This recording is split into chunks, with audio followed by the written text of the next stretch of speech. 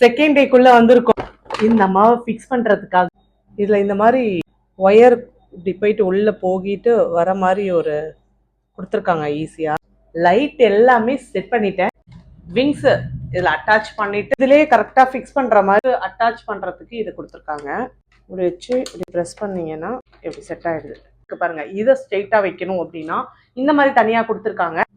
இதை வந்து இந்த இடத்துல ஃபிக்ஸ் பண்ணிட்டு முடிச்சாச்சு. நம்ம லைட் எரியறதுக்காக இதை இந்த சைட் அவ்வளவுதான்.